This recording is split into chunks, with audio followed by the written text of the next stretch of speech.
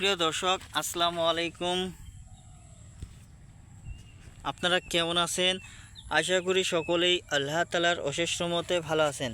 প্রিয় ভাই ও বন্ধুরা, আজকে আমাদের এই চ্যানেলের পক্ষ থেকে শাক নিয়ে আলোচনা করা হচ্ছে। তো আজকে আমি যে শাকগুলোর ভিডিও আপনাদের মাঝে দেখাচ্ছি, তো সেই শাকটির নাম হচ্ছে ডাঁটা শাক।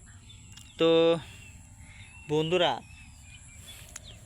এটিকে শুধু ডাঁটা শাক হিসেবে খাওয়া হয় না, বরং এটি বড় হলে রান্না করেও খাওয়া হয়।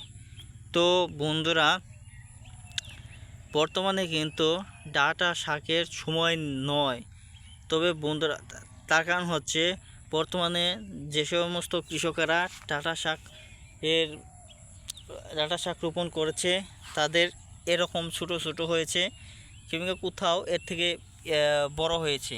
তো বন্ধুরা, এরকমই কিন্তু এখন কিন্তু বড় বড় ডাঁটা পাওয়া যাচ্ছে না। তো বন্ধুরা, সেজন্য আমি আপনাদেরকে বলবো, এই যে কৃষকেরা তাদের জমিতে ডাঁটা শাক রোপণ চাষ করেছে, তার কারণ হচ্ছে বন্ধুরা, এই ডাঁটা শাকগুলো আর 15 দিন 1 মাস পর ইনশাল্লাহ বড় হয়ে যাবে, সঠিক পরিচর্যা যদি করতে পারে। তো তারপর বন্ধুরা, সেগুলো যে সময় বিক্রি করবে তখন কিন্তু ডাঁটা দাম অনেক থাকবে। তো বন্ধুরা, আমি আপনাদেরকে সেজন্য বলবো, আপনাদের জমিতে এখনই ডাঁটা শাক চাষাবাদ শুরু করে দেন।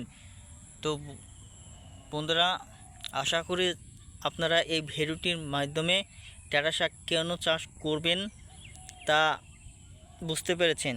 তো আপনারা ডাঁটা শাক চাষ করবেন, তার কারণ হচ্ছে আপনারা ডাঁটা শাক বিক্রি করতে পারবেন। ডাঁটা 1-1.5 মাস পর বিক্রি করতে পারবেন এখন যদি চাষ করেন। তো সেজন্য বিক্রি করলে আপনাদের হয়তো কিছু টাকা ইনকাম করতে পারবেন। তো বন্ধুরা, ভিডিওটি কেমন লাগলো তা কমেন্টের মাধ্যমে জানিয়ে দেবেন। ধন্যবাদ।